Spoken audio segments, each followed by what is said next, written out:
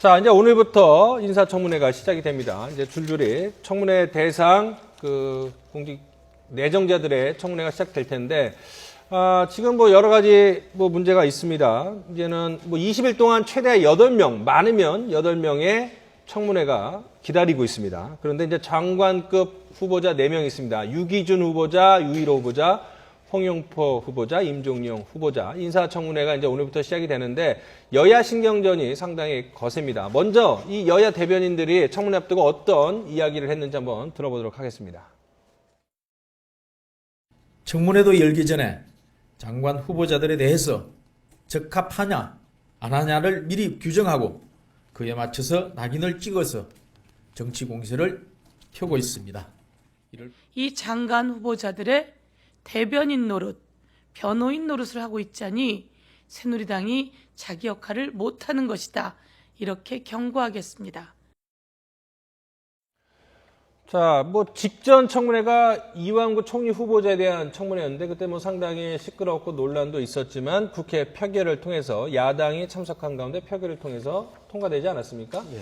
자, 어떻게 보면 야당 입장에서는 조금 좀 완곡하게 이해를 해줬다. 결론적으로는 그렇게 볼 수도 있을 것 같은데 이번 청문회는 어떻게 흐를 것 같습니까? 이동영 작가부터 먼저 말씀해 주시죠. 예, 이완구 국무총리 후보자에 대해서는 야당 내에서도 사실 논란이 많았죠. 투표 자체를 보이콧해야 된다. 그렇지 않고 일단 대의 정치니까 참여해야 된다. 그러다가 정의당은 보이콧을 했고 같은 야당입니다만 갈렸어요. 그거 보면 새정치연합에서 우리는 할 만큼 했다라고 얘기를 할 수 있을 것 같아요. 네. 근데 지금 이제 그 다음에 이제 후보자들이 이제 4명이 나왔는데 네. 다 똑같습니다. 사실은 어느 장관이나 국무총리나 하면 정책 검증 하겠죠. 또 거기 나오면 도덕성이 당연히 따라가야 되거든요. 네. 그런데 지금 여당에서는 도덕성 문제는 조금 너무 심하게 하지 말자고 좀 얘기하는 거고 야당은 왜 또 당연히 도덕성을 따져야 된다 이렇게 얘기하는 입장이지 않습니까? 그럼 바뀐 거인데 지금 4사람의 그 후보자들 중에 2명이 정치인이잖아요. 네. 그러니까 청와대에서 이렇게 정치인을 자꾸 차출하는 것은 그동안 청문회에서 계속해서 문제가 터졌고 청문회 때문에 뭔가 일을 제대로 못했기 때문에 네. 좀 그 선출직 공무원인 거죠, 정치인들을. 네. 이 사람들은 한번 검증이 되는 사람들이기 때문에 청문회 통과에 그렇게 어렵지 않을 거라고 생각하고 정치인들을 넣는 거란 말이죠. 네. 그런데 지금 청문회 하기 전에 벌써 여러 가지 도덕적인 문제로 지금 발목을 잡고 있으니까 네. 새누리당과 청와대 입장에서는 네. 굉장히 부담감을 가질 수밖에 없다, 그런 입장입니다. 자, 저희가 이제는 한 명 한 명씩 살펴보도록 할 텐데 먼저 공통점부터 한번 살펴보도록 하겠습니다. 지금 홍영표 후보자서부터 임종용 후보자까지 모두 4명이 있습니다. 이제 장관이나 장관급 후보자를 저희가 4명을 알아봤는데 이 4명의 공통 분모가 뭔지 아십니까? 바로 위장 전입을 한 사실이 있다는 겁니다. 자, 위장 전입이라는 거는 꼭 이번 정권뿐만 아니라 예전 정권서부터 위장 전입 문제는 논란이 됐고 심지어 위장 전입 때문에 낙마를 한 후보자도 있지 않습니까? 근데 이번에는 4명 모두 다 위장 전입을 한 전과가 있는데 어떻게 봐야 됩니까? 그러니까 위장 전입으로부터 자유로운 공직자가 과연 몇 명이나 되겠냐 그런 생각을 합니다. 또 위장 전입 보통 사유를 보면은 자녀 교육 또는 부동산 구입 이거 관련이거든요.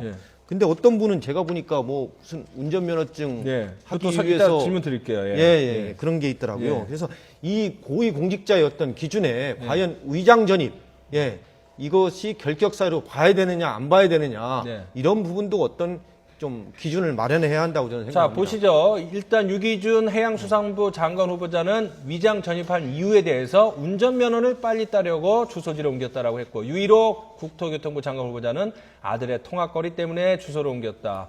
홍영표 통일부 장관 후보자는 부인이 아파트 분양을 받으니까 아파트 청약 때문에 위장 전입을 했다. 그리고 임종용 금융위원회 위원장 후보자는 직장주택조합을 가입하려고 위장 전입했다 했는데 자, 운전면허를 따려고 위장 전입을 했다.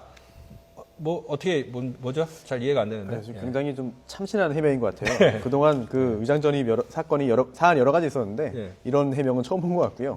일단은 글쎄요, 좀 좋은 쪽으로 좀 해석을 해보자면은 좀 굳이 해보자면은 다른 쪽에서 이제 그 운전면허 따기 어려우니까 주소를 이제 옮겨놓고 좀 수월하게 하루라도 빨리 운전면허를 딸 수 있도록 한 것이 아니냐 이런 생각이 들기도 하고요. 아니면 좀 더 이제 좀 안 좋은 쪽으로 생각을 해보자면 운전면허 발급의 어떠한 편이라든지 아니면 받기 운전을 잘 못하는데 어떤 대단한 편의를 받아가지고 하기 위해서 유착관계가 있어서 그쪽으로 간 거 아니냐 이런 의심도 할 수 있겠는데요. 글쎄요, 어쨌든 구체적으로 청문회 과정에서 구체적으로 어떻게 운전면허 뭘 위해서 한 것이냐 이 부분이 드러날 테고 글쎄 뭐 국민들께서도 굉장히 좀 신선한 해명이기 때문에 구체적인 해명에 대해서 좀 듣고 싶어하지 않을까 생각이 됩니다. 저도 그렇고. 근데 지금까지 위장 전입 그 공직자들이 문제가 됐을 때 애들 교육 때문에 그렇다고 하면서 머리를 많이 숙였거든요. 그러니까 우리 국민들이 아 그래 애들이라면 또 이렇게 넘어가는 경우가 많아요. 그러니까 뭐냐면 우리 국민들 기준도 그만큼 낮아진 거예요. 그러니까 위장 전입을 당연하듯이 해버리니까. 근데 지금 같은 이 해명은 지금 손수호 변호사 말처럼 이해가 안 가지 않습니까? 근데 설사 그렇다고 하더라도 이 고위 공직자들이 대한민국의 법을 얼마나 우습게 알았으면 운전면허 때문에 법을 어겨버립니까? 이건 문제고 또 하나는 지금 새누리당에서 위장전입이 아무것도 아닌 것처럼 저렇게 하면 안 돼요. 그러니까 새누리당은 그 전 정권의 김대중 정부나 노무현 정부 때 이 위장전입 하나 가지고 보건복지부 장관에서 내려보내고 국무총리 장상장대원 2명이나 내려보냈습니다. 또 이현재 경제부총리도 이 위장전입 때문에 내려보냈거든요. 그 자신들은 그렇게 한 전력이 있는데 자신들이 정권을 잡고 나서 위장전입이 너무 많아지니까 위장전입 갖고는 뭐라 그러지 말자고 하는 게 말이 되겠습니까? 기준의 잣대가 완전 다른 거죠. 그 뭐 일부 인터넷에서는 좀 과도한 편이긴 하고 뭐 어떻게 보면은 뭐 반어법이기도 하지만 이럴 바야 차라리 위장 전입을 없애는 게 어떠냐 처벌법을 이렇게 하는데 그거는 현실적으로 불가능한 거죠.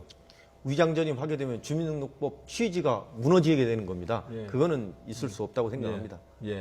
자, 그러면은 유일호 국토교통부 장관 같은 경우에는 이제 파락군 자녀를 파락군에 배정받게 하기 위해서 위장 전입을 했다 이런 의혹이 제기가 됐는데 유일호 후보자는 자녀의 통학거리 때문이었다 얘기였습니다. 그러니까 파락군 보내기 위해서기보다는 좀 멀어서 보냈는데 그게 파락군이었다 뭐 이런 얘기 같은데 어쨌든 뭐 자녀 문제가 이제 주로 많이 나오고 있습니다. 자, 다른 것들 한번 알아보도록 하겠습니다. 유기준 장관 후보자 같은 경우에는 이제 해양수산부 장관 후보자인데 어떤 문제가 있냐면요. 자, 이명박 정부 시절에 해양수산부를 폐지하는 것을 골자로 하는 정보조직법이 있습니다. 근데 그것을 그냥 발의에 서명한 게 아니고 공동 발의자입니다. 그러니까 주도를 했다라는 의미인데 이것도 조금 문제가 되지 않을까요? 상당히 큰 아이러니죠, 이것은. 그러니까 해양수산부를 폐지하자고 직접 법을 발의한 사람이 지금 장관이 됐단 말이죠. 이걸 누가 납득하고 해명할 수 있겠습니까? 그러니까 청와대에서 인사를 할 때 이거 몰랐을까요? 알았다고 하거든요. 알았으면서 임명했는 것은 무엇 때문이냐?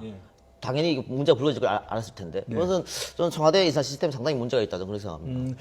어쨌든 유기준 후보자의 해명은 여당 의원으로서 개정안에 서명한 것일 뿐이지 뭐 적극적으로 나선 건 아니다 이렇게 해명을 하고 있습니다.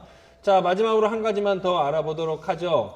지금 이 4명의 후보자 중에 이제는 현직 국회의원이 2명이 있지 않습니까? 유기준 후보자와 유일호 후보자인데 유일호 후보자와 유기준 후보자에 대해서 가장 관심이 가는 거는 내년 총선에 출마할 건지 이 문제입니다. 유기준 후보자는 출마를 검토를 하고 있다. 사실상 긍정을 했고 유일호 후보자는 아직까지 답변을 명확하게 내놓지 않고 있는데 이 부분은 어떻게 될 것 같습니까? 청문회 과정에서. 이게 이제 고민할 겁니다. 이게 단기 장관이면은 그 밑에 있는 공무원들도 힘이 약해지거든요. 그리고 과연 1년 미만인 경우에 어떻게 정책 그 구상을 할 수 있겠습니까? 전부 다 국토교통부 장관, 해양수산부 장관, 경제개발 3개년 계획과 관련 있는 분들이거든요. 그래서 이거에 대해서는 양 장관님께서 아마 장관 후보자께서 청문회 때 분명한 자기의 의지를 표명할 거라고 생각합니다. 자, 먼저 지금 이 부분에 대해서 네티즌들 어떻게 생각하는지 이광현 앵커 연결해서 촌철살인 들어보도록 하겠습니다.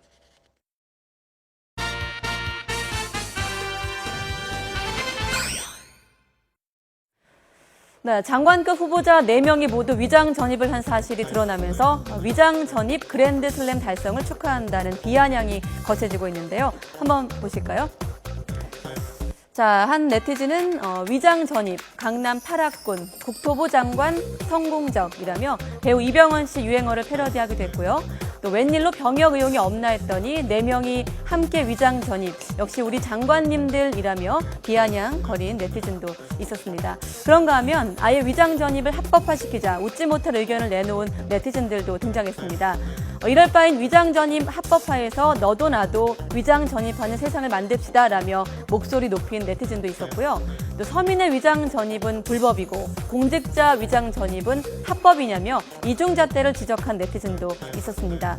이유야 어떻든 고위 공직자들의 이러한 위장 전입 논란 더 이상 묵인해서는 간과해서는 안 될 것 같습니다. 지금까지 네티즌들 반응 알아봤습니다.